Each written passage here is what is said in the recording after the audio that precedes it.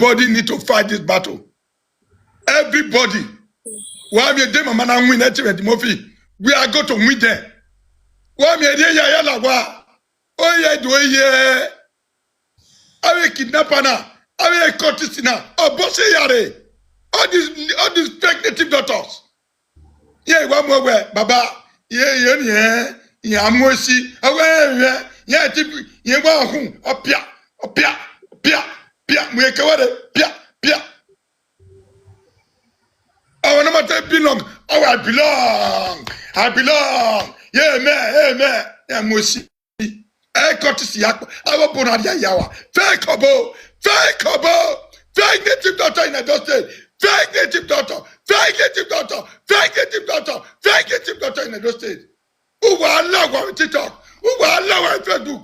I'm coming for you people. Yes, I have picture while I can. Who burn a yak beluwa? Please set with us. Or take deputy governor. Do anything. Who divide war? Who soon war? I'm on why. I know they fear anybody. Oh my hand war. Osaba won't have no. Oh, where? You are not the person. Oh, was here. You people need to enter house. Fake native doctor in the state. Enter house. Leave Facebook. Leave TikTok. Fake native doctor in the state. Governor Bawaro. Tell all these fake native doctor in the state to leave Facebook. Leave social media. They are fake. They are destroying the adult that you are building. They should leave.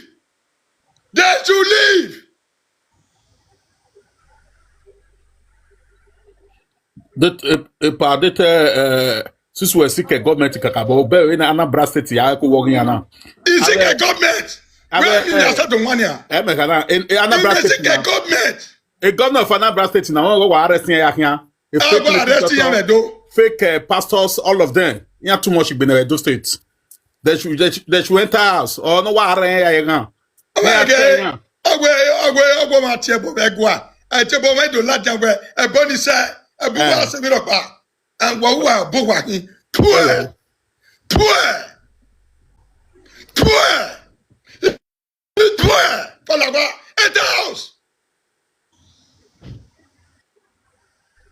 I passe bill ni do ni passe bill ni do all right. Okay now. E padua me ti wata me governor ni passe bill ni do. Yeah, passe. Yeah, wa ren ya fefe pastor. Yeah, passe we am wan. Ni mu ya ni ayi lo ma me ti lo ni amofie gan. Yeah, we am obo no we rin ewukun o ma me ti we ni nukun so ya we azien gan. Ere so Loadooh we na Anambra State we na wa gwana. Ere wa we Anambra State na we na gwana. So about the doctor when I face on now no for 4 years. Community yo. Community yo. Police hospital. No ya iloma. We no what dia. That's straight. Iwe Anambra State. Lawyer na enyani. No wa be mashoni. Ona bi ame bonokwa be kokpa o kero na ya ti agbaka o wa te tire na agbaka ime tu gwa ge o wa zele ele wa viage age police ni kwa ele wa zele lewe ele a komanda agbaka kono ya tire na agbaka no ya ile mo o ise wa zele po Napoli o roporo o se ti agbaka mare Orise ti agbaka we gbogbo aya ti egbe ma we agbaka na ile ma egbe se mo na we na to avinu kun e yahu e ma we na ari ri yahu ya owa agbali ya wa fi ari ese ni ya ri lu e shire ni ya izegwo ira me do mi won ma ya na ri weekend ago boso ya ri weekend ya duo dumu aso ya mo ya sese aso managbo ya zese ya we chirami ya no fia wa do gwoge chirami ya kakabo udomi woma udomi oboma udomi ogwoma if you see here o si ya kidnapper we do Our bonnet cultist. Our bonnet cultist Okopa. Exactly. Our bonnet cultist Okopa. Botadoni. A bonnet cultist Okopa. Our cultist must stop. Cultist must. Our bonnet cultist. Is it not the native daughter is the cultist? We want to book a cultist. Make sure any opponent we a cultist. Botadoni. Our boy again a record. Our boy again a record.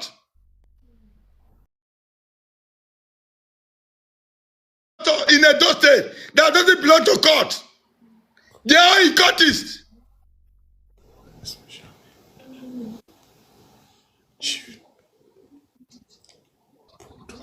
That is the reason some of them they are not happy. They are not happy because the way you are treating cultists. If you want to stop, if you want to make a state clean, all fake native daughters will enter house.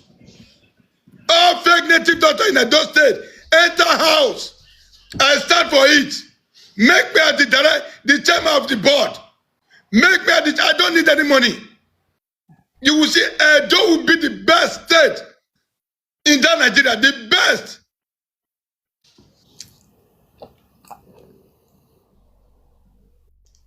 Pastor C, yeah, ya fair, they're in trouble. Okay, now what lawyer ya? Otwa mi yangbe.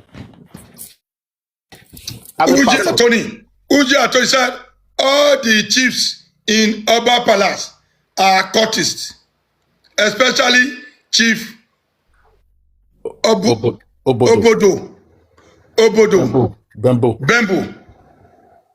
Especially, you see, some of them, my brother, okay, boy, Uji, some of them they are not cultists. Not be all of them, you say some of them. Some of them. Some of them. Obodoni ne chifini. Owa muye Melissa. Owa support Ojebi. Nana yara do go divio. A chief Obodoni. Another criminal in palace. O chief Obodoni. O sena wa you grandpa game yoto. Well. You don't tear down your. It's here. Explain my. On a town in my. Nila wogo when at the tower I police more. Yate arrest on a to tama it like video na guana. Yate arrest I don't fear anybody. I don't fear anybody. It take me petition oh yeah get to now we ni wa di Abuja. Agwari Abuja. Oh you na you well okay no forget. Imo way. Baby mama very good man. Hello why are you gba? Baby. No need time oh yeah again. No need time you know to have Sadima. On a jege we. Oh my kind of papa. Come in my own. Oh you kere. Oh you call you White House in Sapler Road. Omana tete. Worship for ya like White House. Oh beg. I beg Mondo Okpeboro. Offer me this position. There are calamity in Edo State. Heavy calamity. Pastors and native daughters. Fake pastors and fake native daughters. Fake pastors and fake native daughters. We have to bring them to book. We have to bring them to book. Excellency, we have to bring them to book. Excellency, what we are saying here is the truth and it is the fact. If you went to Igbo land right now, as we are speaking right now, everywhere they have sanitized, everywhere in Igbo State. They don't see all these things again. By Excellency Monday Okpeboro, you know, say you too love God, you too love church, and your church is winners. So you know you love church too much. All these things, what you are fighting for, you said they should stop cultism and they should stop all this what we call Yahoo. Mommy, you understand? So all this Yahoo and this cultists, this native doctor are the one encouraging them, giving them power to be doing all these things. If you see, like they called my husband about 3 days ago, there is a girl that they took. They take that girl, they just take something from that girl. They went to go and drop that. The girl just run mental instantly. It was just, the brain just, he lose his brain. They called my husband about 3 days ago. They used that girl to do sacrifice. So all these things need to be sanitized. Where English now water. Don't you see what English now water, thank you. So all those things need to be sanitized in Edo State. That girl now, where they can't use, they do that this thing. Now this Yahoo, all this courtesan, since you don't stop courtesy now, they go into Yahoo. Once they see woman, they'll just carry her in car. Then they carry and go she right. Go use something touch her. They touch that girl now, she not go know where she did again. Later on, they will not drop that girl in here, maybe one road or anywhere. They'll just push her out for car. Computer drive car come out. So that girl, if you come to ask her a question, she not gonna know where she did. She not gonna know what they take for her body. Now all these native doctor they do them, and then they do all these things. So they don't want to do anything maintain Bini. They don't want to do anything sanitize Bini. Those states fine. So therefore, they should enter house. They should enter house. The way Governor of Anambra State is doing it. Please, sir, our excellency, drive them inside. Let them go inside. Where am I? Said the one. Yeah, we will not. They do nothing. They do nothing. They always corrupt. They always encourage our little boys for Yahoo. They encourage our little boys for courtesy. They encourage our little boys to kidnap. These are the kidnappers. These are the kidnappers that we are looking for. All these native doctors, they are the one encouraging them, engineering them, giving them power to do all these things. So they have to get, there is that time, they have to get inside. They have to get inside. Fake native doctor in Edo State, vanish. Fake native doctor in Edo State, must stop. Fake native doctor in Edo State, must stop. Fake native doctor in Edo State, must stop. Fake native doctor in Edo State, must stop. Fake native doctor in Edo State must stop. Fake pastors must stop. Fake pastors must stop. Fake native doctor must stop. Are they come for now? Oh yeah, are they come for now? Me will find human trafficking. I stop her. Now we see her. Uwa lelawa. Facebook, you know, social media. Oh, go agbeluwa. Uwa sungu. Live there. You don't know nothing. Prove what you know. Come prove her. See sickness for Bini. See beggars for Bini. See sickness everywhere. Men are going to cure all the sickness. Go to UPTH. Who be native doctor? Come UPTH. Go heal somebody there. If you know you are a native doctor in Edo State, come UPTH. My mother sick that day. I understand. If you know you are strong, come and hear my mama. I not see anybody. The pastor come tell me say, "Epa, above a womb." Then why are you people playing for one eye? Why you guys play for one eye? Why? Why? And when I give it, I'm going my baby.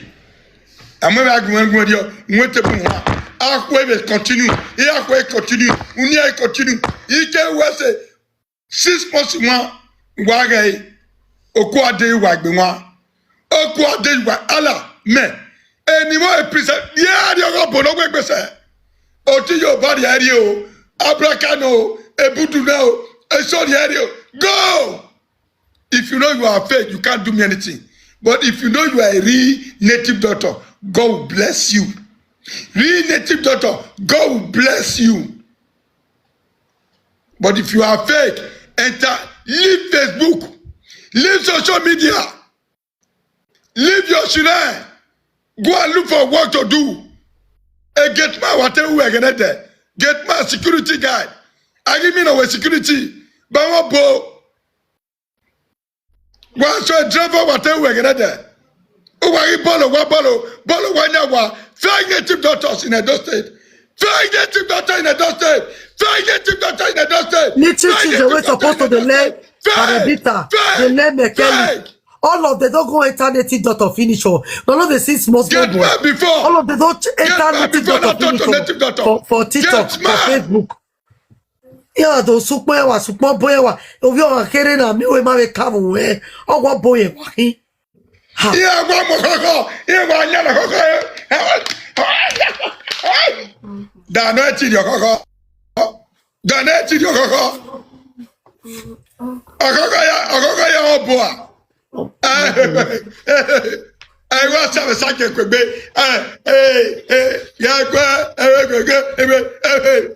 For 1 night. Get inside. You guys are nothing.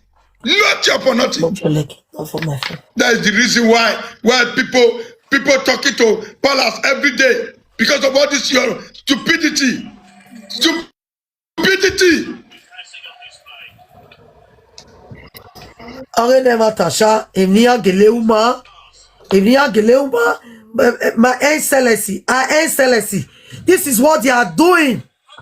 That they are using to destroy those states. And this native daughter on the team, they are the one engineering all these little boys, giving them power to do or do. They are the one encouraging them. So our governor, please try and look about this thing that we are saying this evening. Sit down, look about it. Because there is hard time, they should stop it. Because they are not helping in those states. All these things that you are stopping, kidnapper, courtesy, all these things, these native doctors are the one encouraging all these small boys. Once they carry girl, they will just take that girl straight to native doctor. They will use something to touch that girl. Later, that girl will not know what he's doing. Later on, they will go and throw that girl. Native doctor in Edo State. They will go and chase that girl away in Ring Road. Oh, native doctor in Edo market. State. Or different market, they will just throw them away. All those girls will run mad. Enter house. They will not know what they are doing. They will not know what they are doing. Because of all our small boys. I'm going to defeat you people. Our small boys is the one using them to do all these things. They will go and use them to do sacrifice. So that they want to have money. They want to become rich overnight. This native doctor are the one giving them power. So native doctor are good though, not all. Some good ones. There are some good pastors. There are good native doctors. Some good native doctors. But because of the fake one, you cannot know the good one anymore. You understand? Some because of the fake one. They always advertise themselves. That is the one advertising themselves in media. Those are the bad ones.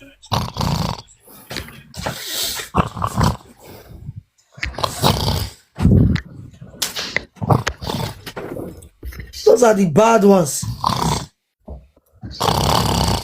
I don't know. So where are you? Want to be?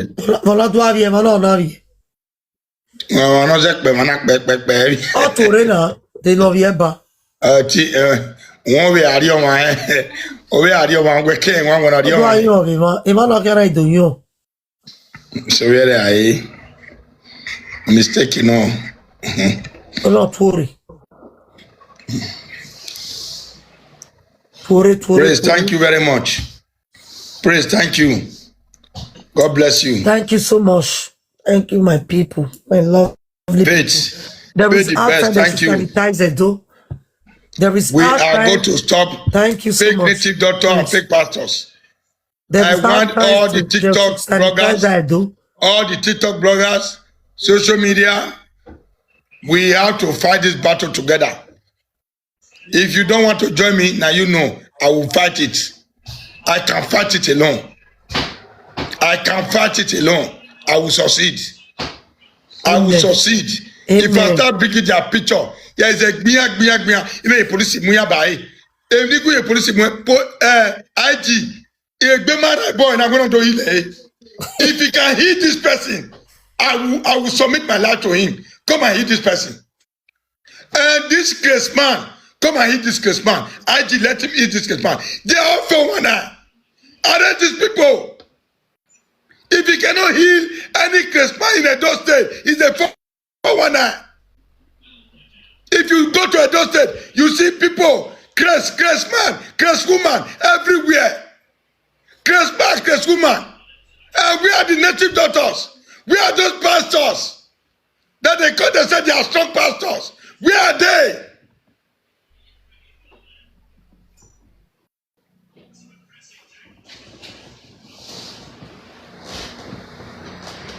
It's time we sanitize that Edo.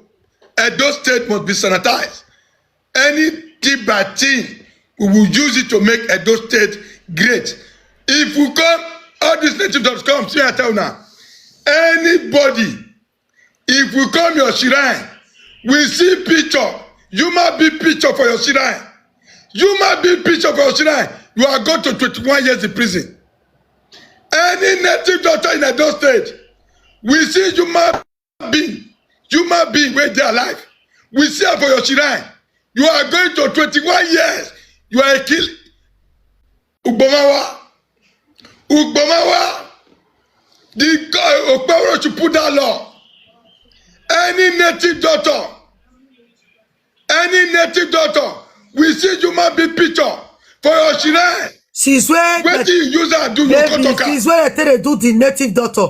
What about why their children not be governor? Why their children not be president? If you be true native daughter, you want may your first son be governor, may your first son be president, maybe AIG. Why you not be fly your son, go abroad a day? Why you gonna do visa? Fly your son, fly all of them go abroad, not do visa, not do passport. Fake people, 419.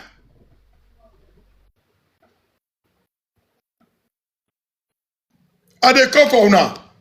A picture was one of the Ladena. There's a booba. My name and they come beneath self. And they come at those states. If you see Okpero, you see me. If you see my brother, then the deputy governor, then you see me. I'm fighting for the truth. I'm not for the truth.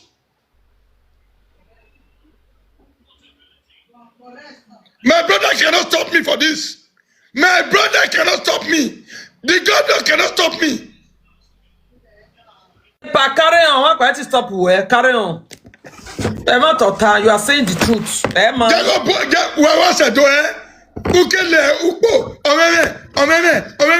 I work for a door. I want my native daughter. What they get? What the name Any pastor siveje a bokpa. Any a who kon robodo. Ija, I told you. I am a bokpa. We go pan yada mula Facebook one. A pastor I was 16 years old girl.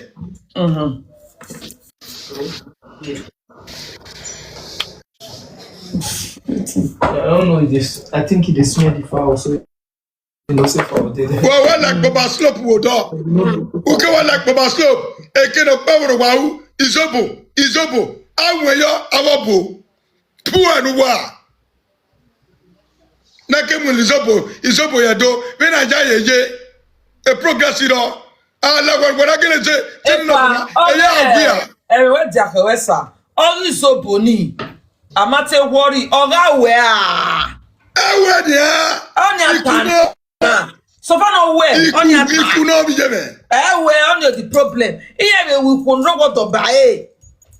Oh, we are yet carrying name your way. Shall we baby? Oh, what am I buffering now, Bobo? You couldn't know what to have.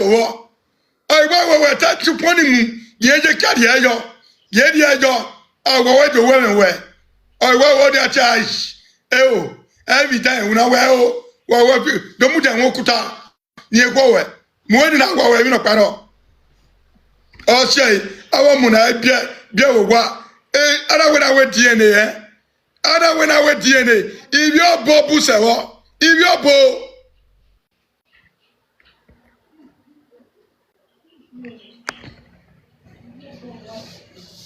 Mambe, so you can Nigeria. You want to wait for a corner bow. You can wait for a corner bow. Come on, Mia. I tell you, when you a boy fear with you. I want warrior fear with you. I worry. And you are in who I am with Bona. Every look better at all. No, I am with Bo. When you're wow. When you go, here Georgia Baye, here the party, here the Kayo. Here make a cool one. Oh, go on, everybody. Can you remember Bayo? You were Bayo. Alivier.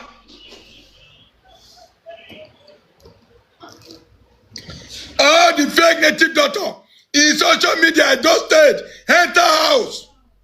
Enter house, fake native doctor, Edo State, enter house. Enter house for TikTok, enter house for social media. If not, you will still go to prison.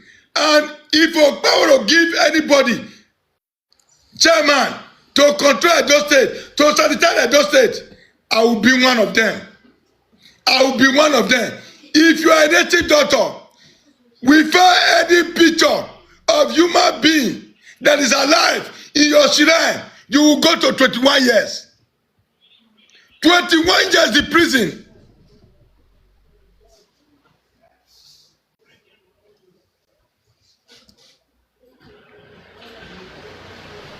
What's up, rubbish? What's up? Why beg? Why go for Why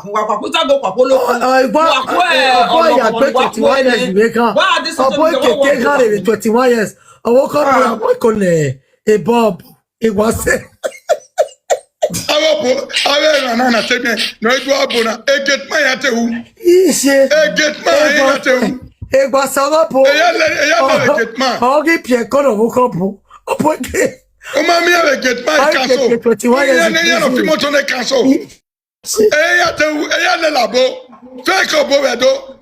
Mommy, I could marry meta.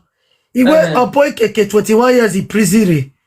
He woke up boy. I'm when it was a Igbo woke up boy. I was like, I go woke up boy. He quick canoe when a booking out of prison. He quick canoe get a bay. Yeah, Benya. He quick canoe. Yeah, Benabo. While I walk Obona. He quick canoe. 21 years. Oh, baby, only 21 years. 21 days.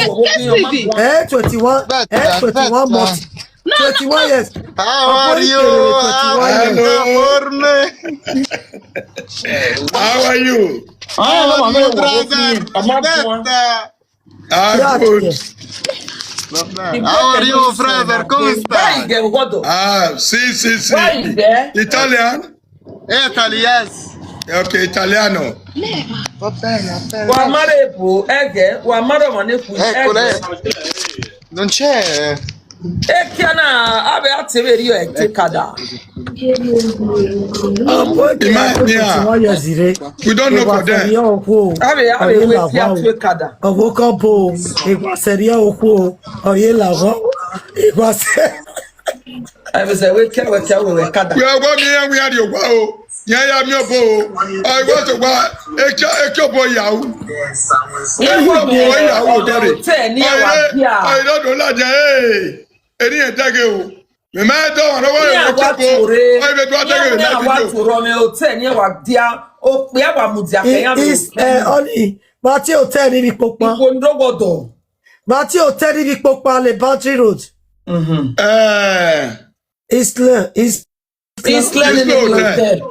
Island mostly corire bejo. Mostly ikorike bejo ariwa. La.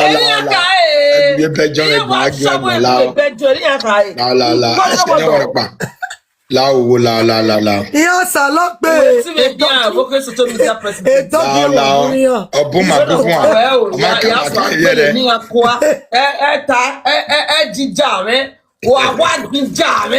Mommy, I Yahweh, if you bet Yahweh doggy griva, a dog.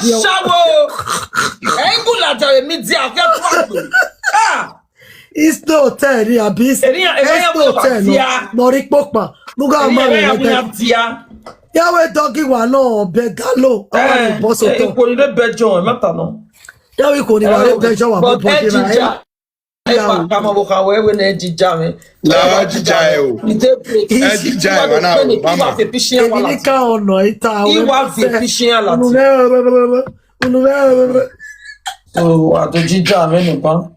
You want to billion. Yeah, we are change or say again. But was a coefficient ya latiane. Yeah, I met you there. Mana. I got Boloma Guasa.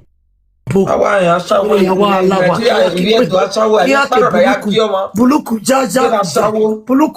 jawa owe wamana esati sabo e buluku luwa e oreni ototo luwa e gbere ni eri aya lawa obono metiki o meme dedo lagwatia o wo awagbon be metiki o meme denu we ti hu Isatiki. Obono meje specialist yari wo we specialist ya wa se shira mo boso ya we party wa mo wa part e picture na e party ko obono no le top there no le krimi oboni legi obono beti o obono bole beti o na ya wo kware na ya wo ko no rogodo bo se se we man ore we bu oh beso one amigo there were for one I go boy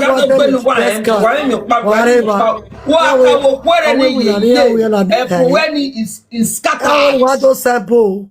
Why say ibo ledo? Why say ibo? When my set is say ibo ledo. We got lagwa o. Wa mi awo bo. Overhead wa to bedo. I never knew who point mine now. Hey, I can't stop. Anybody again, I cannot. Nana mi who point mine now. On my top, I can there. 100 years. 120, 150 years, 20 years, 30 years. Again now. We can say 90.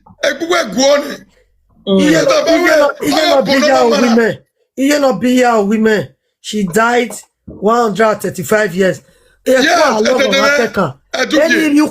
paracetamol. Here one guy. Again na. I can say 50 mewa. Yeah. Because of a boat, you won't make it the parent to read me. You are Lily back here, a picture. Oh, no, that dog. Yeah, a banana lily bay. We can libe. Who can look powerful? Maybe before you pass that street, you go see like 20 pictures for different outside, different people. Mama, papa. How are the gate? Our ballet gate. Kewa lugwe jaro efu. Ogwo.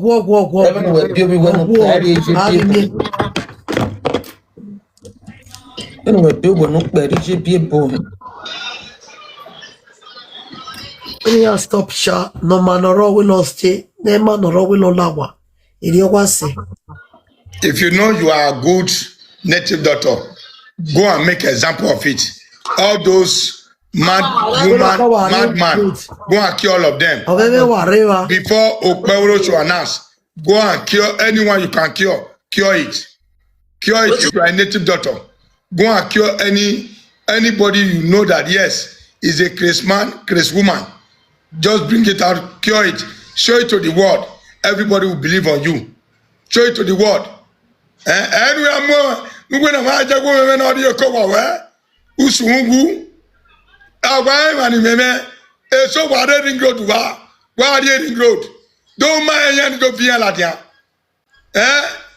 na do bien la dia tie genocide nu ga bi awon paro ga ko we gani nga bi so la dia no nu gbe do deliver na kele wegele dege we ma ti deliver we la gbo we the one we ni ati genocide we ni ati won me paro na genocide mu la dia ni so ga ko we now genocide me almost $10 damage ki make here ni our border for 1 hour bro ugbo mana kio ya wala TikTok ire wala Facebook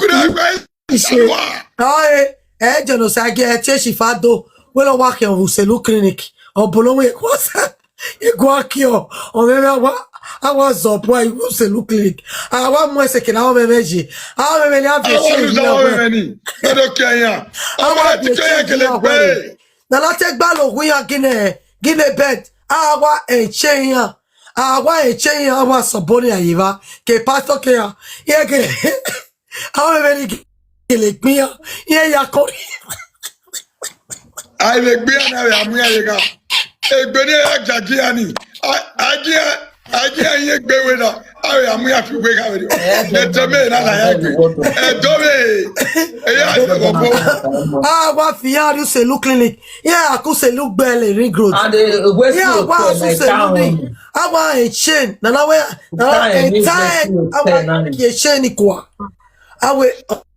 I get you back. We want little or where side book. Government get big water, eh? If we man get on there, we buy Yakon. Be sure it be not. Oh, Bona get up. Get be. Query. It's no small boy black. Wesley Hotel. I could Wesley Hotel. Any other talent of any or is 419. We are say Wesley or Tebano, yes, that guy is very correct. Okay. Okay, where Wesley? Wesley. It's no, no what? It's no. Okay, it's no.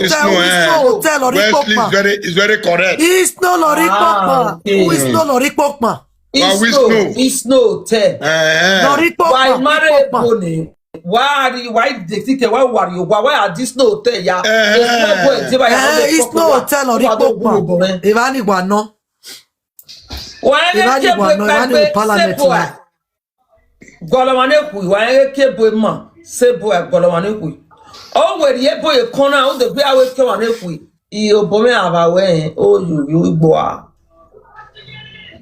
So, why let our governor sanitize Edo for us. My own Edo I mosi. Edo Edo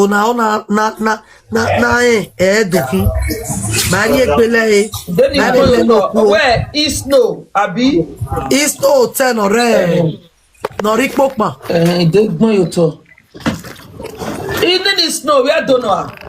Ima de eganina jo wa vedero da for it's no to boema and when you have you puri and emano wije ba ya gbegbe ko ni na wa ka gbe kwa in ake do border fian it's not to boema ya wa lo ji va gangan ya we wa ti conductor pa no do win ya e mama iku conductor war is no oya mi okuri lo ke bejo oya salo wo ko da so bejo na do wa do ba pe wa ho alai ko lo wa do kini ko ri wa me bo yes o pa na bejo hotel na o wa jo what if you mama it's okay now mama it's okay la will come. Yeah. Then where you score a goal, what do I come on? Where you go, where do I come on? Where go? Yeah. Imagine any country like that. Nice in any country. Any matter. Belgium, monsieur. Belgium,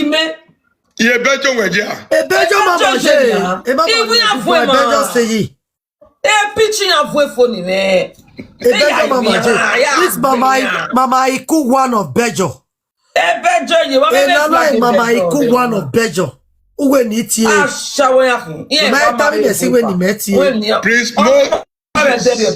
Prince Moses. Be am prepping now. Yo kamu egume. Obi ado to talk even a show one a show. Oh, boy, what the way boy small boy wa hu we. E pa moment ore. Daddy. Where's your baba? I was saying, what the vibe is small boy. That for what the vibe is small boy way.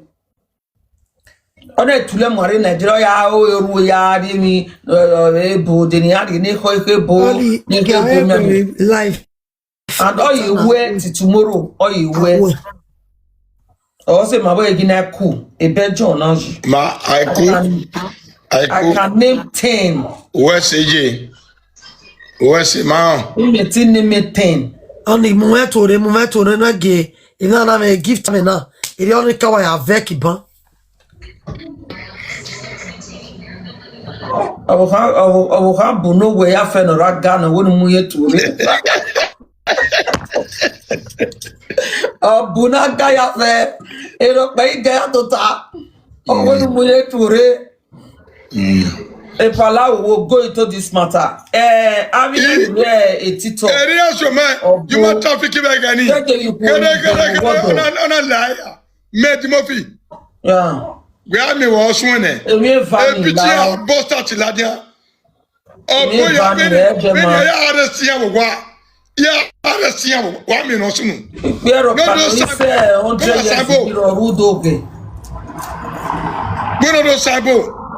yeah, we saw the court. Yeah, we back there. Even a boy, a bow. Yeah, we have them like your bow. You have to be a phone one. You have to be a phone one. Oh, boy, again. There. When you saw the door, near Academia, Massa. Oh, we don't know. Or I said, moment. Odo mommy, yes. Nubiaga, you want it. Then you have to take it. Yeah, you want it. I have been at TikTok. I have been at Facebook. I have found one eye. Wow, the war, Bashawo. Ekebo mama, by Kenebojiri. Down, no problem. My way, wow, see. Oh, we won't die, Bora, run down, and when I do have a boyfriend, yeah, boy. I go on and me you all. Ugao yobu. Nera we baba. Don't weggle hilly there. But more but where I lay. Baba we mana iwe agwe baba bia la we bu na do ati do bunu gelum. No aga atagwe o ina eri for one night. Obu ahia we no be gana o be deleni o iye ji be gonu de 1 million ni ahia total we too expensive e ma ware media baba e ma re we bo ne bolowo ibi re ma mi go ya we o do kan gbe e ti ade ba yin anu re o ala e menita wari e me fan wari me lawa de o gbe e ti mo fi ade ba yin wadu re. Get out! Get out! Don't woman. Get out! Any meta, Warawo, Konodo, Boya, Bonobo, or I'm wearing Metana. But do not be 419. Get out! Who is afraid of death? Who is afraid of you people? When I know many of you are begging and don't say it. Fake it, fake it, I open my eyes to say, fake it, many of you are fake, not all.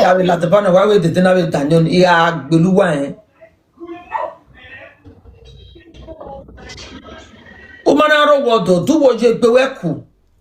Then we buy a water panel, don't you? Bashawo.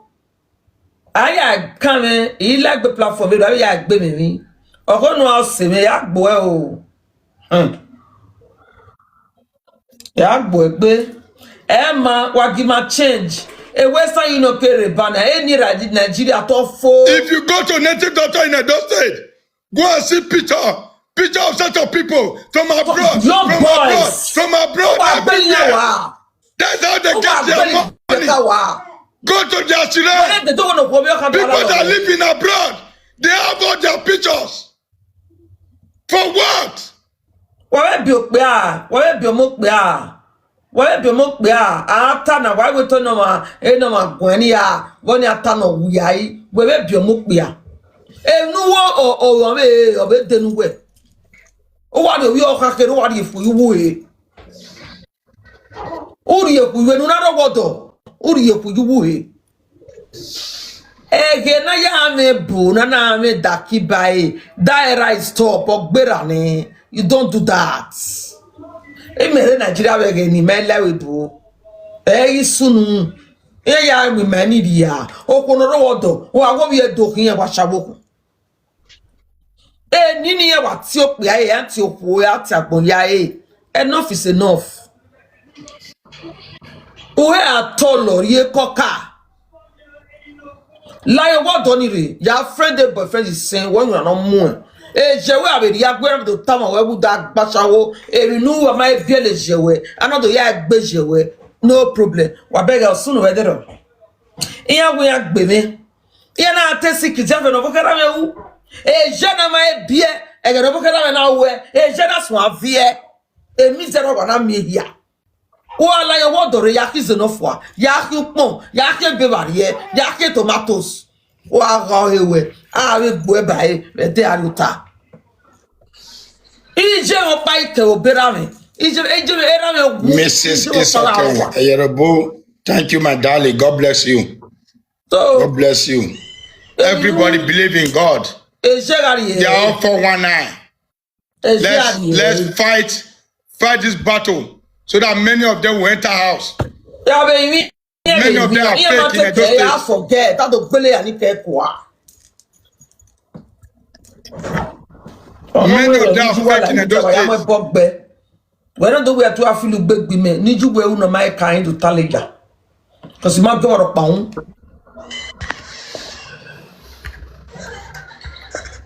Emma. Okay. Many of them, they cannot even identify what is left and right. They cannot even identify what is left and right. Wa jehu ahia wote uno wa na wa nego bi edokin ashawo eni ni ma osena ya clean eni ni I clean on in there. Idiotic idea. Hell. Oteso na I know. I can stop it, you matter trafficking. And I do yo. I can enter two way fly. You don't need that already. Oh my way, friend up there. Okay, no, a love for him, Makara. Where Facebook? Where we little who delete it? Yeah. Go ahead and let him myself. We are having me picture when we say Facebook where. No, I'm making that okay. Get one so that swoo, whatever, Boma. I'm a go. Who love it? Okay, when you go, who deleted video? When I want to because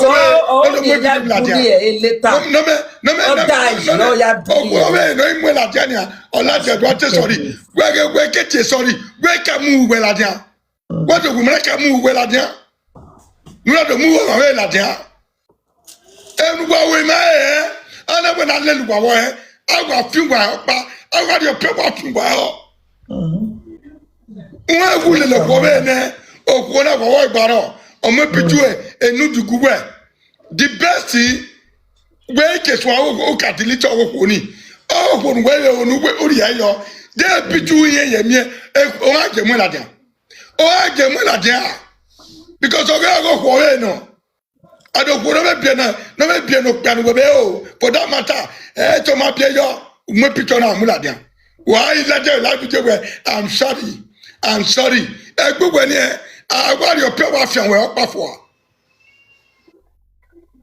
a sudden is not acceptable. It's not acceptable. What ma acceptable ati wa ona wa iye wala. Emma, abe se we ki akti kada. A love, go ya we ni o. A love. Ati agege we. Go me request yo. Me as my husband, I went to Uria or my dear or Bianwene. I'm not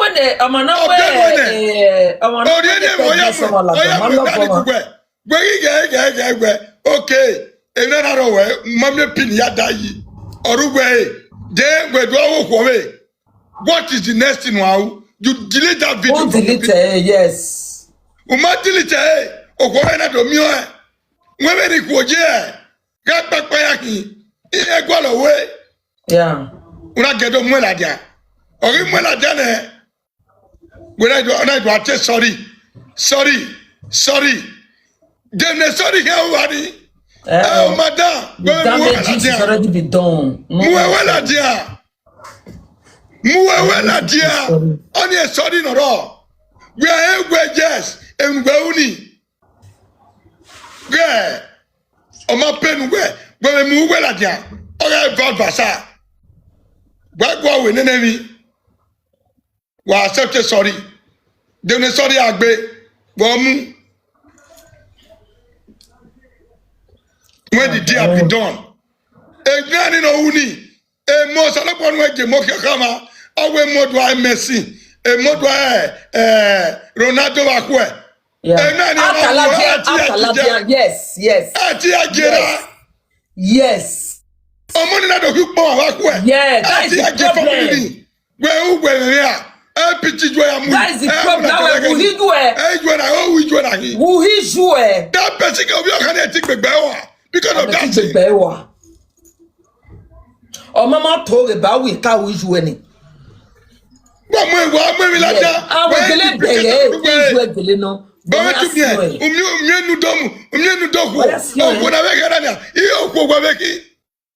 you are a woman like the woman. Oh, before you do such a thing, you must think. On masse, a me secret, a mouhe latian, will work you see. Oh, working and move well at the public. Where move well at the at the phone woman, a phone at the football. Oh, depa, mudia. They a careful now face.